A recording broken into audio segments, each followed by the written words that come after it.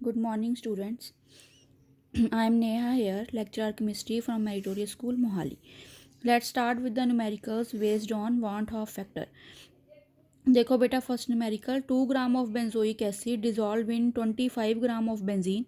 shows a depression in freezing point equal to 1.62 Kelvin. Molar depression constant for benzene is 4.9 Kelvin kg per mole. What is the percentage association of acid if it forms dimer in solution? सो देखो बेटा पहला want of factor की है want of factor ਤੁਸੀਂ ਪਹਿਲਾਂ ਕਰ ਚੁੱਕੇ ਹੋ ਦੈਟ ਇਜ਼ ਜਿਹਨੂੰ ਆਪਾਂ ਡਿਨੋਟ ਕਰਦੇ ਹਾਂ ਆਈ ਨਾਲ ਆਈ ਸਾਨੂੰ ਕੀ ਦੱਸਦਾ ਹੈ ਕਿ ਕੋਈ ਵੀ ਮੋਲੀਕਿਊਲ ਜਿਵੇਂ ਇੱਥੇ ਬੈਂਜ਼ੋਇਕ ਐਸਿਡ ਦੀ ਗੱਲ ਹੋ ਰਹੀ ਹੈ ਕਿ ਉਹ ਐਸੋਸੀਏਟ ਹੋ ਰਿਹਾ ਹੈ ਕਿ ਡਿਸੋਸੀਏਟ ਹੋ ਰਿਹਾ ਹੈ ਐਸੋਸੀਏਸ਼ਨ ਮਤਲਬ ਜੁੜ ਜਾਣਾ ਜਿਵੇਂ ਇੱਕ ਮੋਲੀਕਿਊਲ ਸੇਮ ਇੱਕ ਬੈਂਜ਼ੋਇਕ ਐਸਿਡ ਦੂਸਰੇ ਬੈਂਜ਼ੋਇਕ ਐਸਿਡ ਨਾਲ ਜੁੜ ਗਿਆ ਜੁੜਨ ਤੋਂ ਬਾਅਦ ਸਾਡੇ ਪਾਸ ਦੋ ਇਕੱਠੇ ਹੋ ਗਏ ਤਾਂ ਅਸੀਂ ਉਹਨੂੰ ਕੀ ਬੋਲਦੇ ਹੁੰਦੇ ਆ ਡਾਈਮਰ ਤਿੰਨ ਜੁੜ ਜਾਣ ਤਾਂ ਟਰਾਈਮਰ ਚਾਰ ਜੁੜ ਜਾਣ ਤਾਂ ਫਿਰ ਟੈਟਰਾਮਰ ਇਸ ਤਰ੍ਹਾਂ ਹੀ ਆਪਾਂ ਵਰਡ ਯੂਜ਼ ਕਰਦੇ ਹੁੰਦੇ ਆ ਡਿਸੋਸੀਏਸ਼ਨ ਤੁਹਾਨੂੰ ਪਤਾ ਹੀ ਹੈ ਡਿਸੋਸੀਏਸ਼ਨ ਮਤਲਬ ਕੀ ਹੈ ਕਿ ਕਿਸੇ ਕੰਪਾਊਂਡ ਦਾ ਡਿਸੋਸੀਏਟ ਹੋ ਜਾਣਾ ਬ੍ਰੇਕ ਹੋ ਜਾਣਾ ਟੁੱਟ ਜਾਣਾ ਠੀਕ ਹੈ ਜੀ ਸੋ ਹੁਣ ਇੱਥੇ ਆਪਾਂ ਦੋਨੋਂ ਤਰ੍ਹਾਂ ਦੇ ਕੁਐਸਚਨਸ ਕਰਾਂਗੇ ਪਹਿਲਾਂ ਆਪਾਂ ਕਰਾਂਗੇ ਐਸੋਸੀਏਸ਼ਨ ਫਿਰ ਆਪਾਂ ਕਰਾਂਗੇ ਡਿਸੋਸੀਏਸ਼ਨ ਦੇਖੋ ਇਹਨਾਂ ਨੂਮੈਰੀਕਲਸ 'ਚ ਕੋਈ ਫਰਕ ਨਹੀਂ ਹੈ ਜਿਵੇਂ ਆਪਾਂ ਪਹਿਲਾਂ ਚਾਰ ਕੋਲੀਗੇਟਿਵ ਪ੍ਰੋਪਰਟੀਜ਼ ਪੜ੍ਹੀਆਂ ਹੈ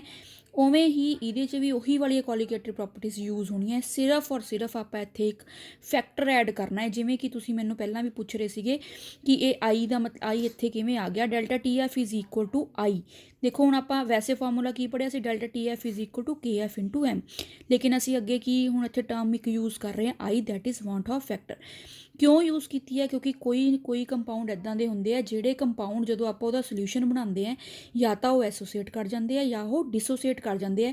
ਦੇਖੋ ਜੇ ਉਹ ਐਸੋਸੀਏਟ ਜਾਂ ਡਿਸੋਸੀਏਟ ਕਰ ਜਾਣ ਤਾਂ ਉਹਨਾਂ ਦੇ ਮੋਲਰ ਮਾਸ ਦੇ ਵਿੱਚ ਫਰਕ ਆ ਜਾਂਦਾ ਹੈ ਇਸ ਕਰਕੇ ਸਾਨੂੰ ਇੱਥੇ ਇੱਕ ਟਰਮ ਐਡ ਕਰਨੀ ਪੈਂਦੀ ਹੈ ਜਿਹਨੂੰ ਆਪਾਂ ਕਿਆ ਟਰਮ ਯੂਜ਼ ਕਰਦੇ ਹੁੰਦੇ ਆ ਵਾਂਟ ਆਫ ਫੈਕਟਰ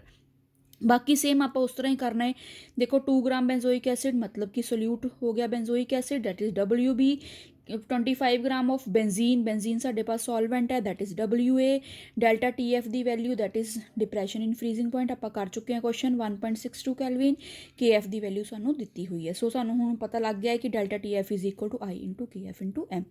ਨਾ ਹੁਣ ਇੱਥੇ ਅਸੀਂ ਕੈਲਕੂਲੇਟ ਕਿਆ ਕਰਨਾ ਹੈ what is the percentage association of acid percentage association ਕੱਢਣ ਵਾਸਤੇ ਸਾਨੂੰ ਪਹਿਲਾਂ ਕਿਆ ਕਰਨਾ ਪੈਣਾ ਹੈ ਡਿਗਰੀ ਆਫ ਐਸੋਸੀਏਸ਼ਨ ਔਰ ਡਿਗਰੀ ਆਫ ਡਿਸੋਸੀਏਸ਼ਨ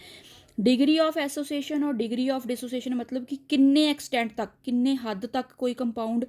ਐਸੋਸੀਏਟ ਹੋਇਆ ਹੈ ਜਾਂ ਡਿਸੋਸੀਏਟ ਹੋਇਆ ਜਿਹਨੂੰ ਆਪਾਂ ਕਾਹਦੇ ਨਾਲ ਡਿਨੋਟ ਕਰਦੇ ਹੁੰਦੇ ਆ ਅਲਫਾ ਦੇ ਨਾਲ ਠੀਕ ਹੈ ਜੀ ਸੋ ਅਲਫਾ ਕੈਲਕੂਲੇਟ ਕਰਨ ਲਈ ਸਾਨੂੰ ਕੈਲਕੂਲੇਟ ਕਰਨ ਤੋਂ ਪਹਿਲਾਂ ਆਈ ਕੈਲਕੂਲੇਟ ਕਰਨਾ ਪਏਗਾ ਸੋ ਦੇਖੋ delta TF is equal to I into KF into M so ਆਪਾਂ ਵੈਲਿਊ ਸਾਰੀਆਂ ਪੁੱਟ ਕਰ ਦਿੱਤੀਆਂ ਜਿਵੇਂ ਇਹ ਤੁਸੀਂ ਕਰ ਚੁੱਕੇ ਹੋ ਆਈ ਦੀ ਵੈਲਿਊ ਅਸੀਂ ਇੱਥੋਂ ਕੈਲਕੂਲੇਟ ਕਰ ਲਈ ਹੈ ਦੈਟ ਇਜ਼ 0.504 ਹੁਣ ਸਾਡੇ ਕੋਲ ਫਾਰਮੂਲਾ ਆਏਗਾ ਕਿ ਅਸੀਂ ਅਲਫਾ ਕੈਲਕੂਲੇਟ ਕਿਵੇਂ ਕਰਨਾ ਦੇਖੋ ਜਦੋਂ ਤੁਸੀਂ ਵਾਂਟ ਆਫ ਫੈਕਟਰ ਵਾਲੇ ਨੋਟਸ ਕੀਤੇ ਸੀਗੇ ਉਹਦੇ ਤੁਸੀਂ ਲਿਖਿਆ ਹੋਣਾ ਹੈ ਕਿ ਜਿਹੜਾ ਐਸੋਸੀਏਸ਼ਨ ਹੈ ਐਸੋਸੀਏਸ਼ਨ ਲਈ ਆਪਾਂ ਫਾਰਮੂਲਾ ਯੂਜ਼ ਕਰਦੇ ਹਾਂ alpha is equal to I minus 1 over N minus 1 ਅਤੇ ਜੇ ਸਾਡੇ ਪਾਸ ਡਿਸੋਸੀਏਸ਼ਨ ਹੋਵੇ ਸੇਮ ਫਾਰਮੂਲਾ 1 ਅਪੋਨ N ਦੀ ਜਗ੍ਹਾ ਆਪਾਂ ਕੀ ਯੂਜ਼ ਕਰਨਾ ਹੈ ਇਕੱਲਾ N ਸੋ ਹੁਣ ਇੱਥੇ ਆਪਾਂ ਵੈਲਿਊਜ਼ ਪੁੱਟ ਕਰ ਦੇਣੀਆਂ ਹੈ alpha is equal to I ਦੀ ਵੈਲਿਊ ਆਪਾਂ ਹੁਣੇ ਕੈਲਕੂਲੇਟ ਕੀਤੀ ਹੈ 0.504 minus 1 upon N now what is N here ਹੁਣ ਦੇਖੋ ਅਗਰ ਕੋਈ ਕੰਪਾਊਂਡ ਡਿਸੋਸੀਏਟ ਹੁੰਦਾ ਹੈ ਫਿਰ ਅਸੀਂ ਦੇਖਣਾ ਹੈ ਕਿ ਉਹ ਕਿੰਨੇ ਆਇਨਸ ਬਣਾਉਂਦਾ ਹੈ ਜੇ ਉਹ ਐਸੋਸੀਏਟ ਹੁੰਦਾ ਹੈ ਤਾਂ ਉਹ ਐਸੋਸੀਏਟ ਹੋ ਕੇ ਕਿੰਨੀ ਵਾਰ ਜੁੜ ਰਿਹਾ ਹੈ ਦੇਖੋ ਵੈਸੇ ਤੁਹਾਨੂੰ ਕੁਐਸਚਨ 'ਚ ਹੀ ਮੈਂਸ਼ਨ ਕਰੇਗਾ ਦੇਖੋ ਇਹਦੇ 'ਤੇ ਉਹਨੇ ਵਰਡ ਯੂਜ਼ ਕੀਤਾ ਇਫ ਇਟ ਫਾਰਮਸ ਡਾਈਮਰ ਮਤਲਬ ਦੋ ਜੁੜੇ ਹੈ ਇਹਦਾ ਮਤਲਬ N ਦੀ ਵੈਲਿਊ ਕਿੰਨੀ ਹੋਗੀ 2 ਮੰਨ ਲਓ ਇੱਥੇ ਲਿਖ ਦਿੰਦਾ ਟਰਾਈਮਰ ਤਾਂ N ਦੀ ਵੈਲਿਊ ਕਿੰਨੀ ਹੋ ਜਾਣੀ ਸੀਗੀ 3 ਸੋ ਇਸ ਆਪਾਂ ਵੈਲਿਊਜ਼ ਪੁੱਟ ਕਰ ਦਿੱਤੀਆਂ ਸੋਲਵ ਕਰਨ ਤੋਂ ਬਾਅਦ ਸਾਡੇ ਕੋਲ ਇੱਥੇ ਆਨਸਰ ਜਿਹੜਾ ਹੈ ਦੈਟ ਇਜ਼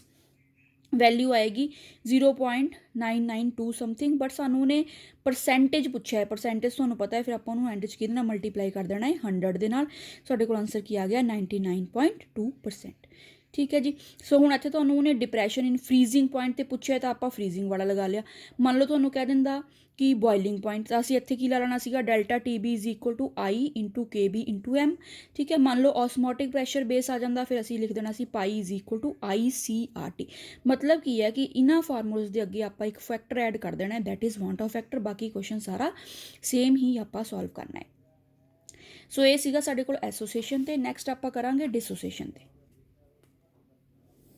ठीक है। देखो डिसोसिएशन का की क्वेश्चन है, the freezing point depression of A 0.10 molal solution of HF hydrogen fluoride is minus 0.201 degree Celsius, calculate the percentage dissociation of HF। देखो सेम ही चीज़ है, उत्थे एसोसिएशन बोलिया सी, इत्थे डिसोसिएशन बोलिया। हुण है डिप्रैशन इन फ्रीजिंग पॉइंट है, फार्मूला सेम लगेगा, delta TF is equal to I into KF into M। फिर आप परसेंटेज डिसोसिएशन पता करनी है, तो मतलब सानू पहला अल्फा पता करना पएगा। हुण आप अल्फा पता करन लई सानू की पता करना पैना, आई पता करना पैना है। ਅਸੀਂ ਇੱਥੇ वैल्यू सारियां पुट कर ਦਿੱਤੀਆਂ, ਤੁਹਾਨੂੰ डायरैक्ट मोलैलिटी ਦਿੱਤੀ हुई है, ठीक है। सो आप पुट करन तो बाद आई की वैल्यू कैलकुलेट कर ली, दैट इज़ 1.08। ਹੁਣ देखो फिर आप अल्फा पता करना है। ਹੁਣ अल्फा 'ਚ मैं ਤੁਹਾਨੂੰ पिछे दस के हटी हाँ कि फार्मूले 'ਚ क्या डिफरेंस है, I-1 ओवर N-1, ठीक है। उत्थे 1/n सी, इत्थे N-1, ठीक है। आई की वैल्यू पुट करो, -1 हो गया ओवर N। ਹੁਣ देखो